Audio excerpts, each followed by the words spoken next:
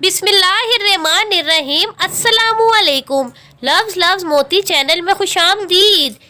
एक गैर मुस्लिम से पूछा गया, तुम इस्लाम की किस बात से मुतासिर हुए? तो वो शख्स बोला, सिर्फ एक वाक़या मेरी हिदायत का सबब बन गया।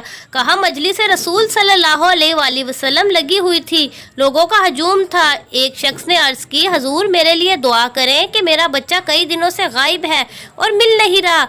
कबल इसके हजूर के हाथ उठते एक शख्स जो मस्जिद में मौजूद था खड़ा हो गया। कहा, हजूर मैं अभी अभी फलां बाग से गुजर कर आ रहा हूँ, इसका बच्चा वहाँ बच्चों के साथ खेल रहा था।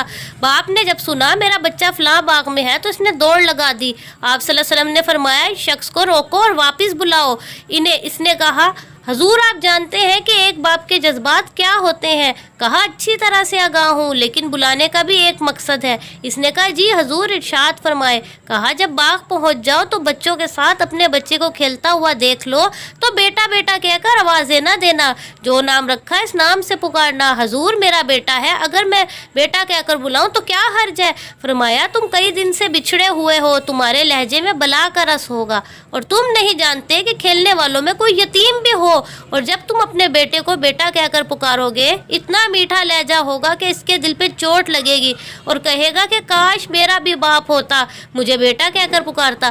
फरमाया, ये शौक घर जाकर पूरा करना। आप सल्लल्लाहु अलैहि वसल्लम ने फरमाया, किसी बेवा के सामने अपनी बीवी से प्यार न कर, किसी गरीब के सामने अपनी दौलत की नुमाइश करने से रोका गया।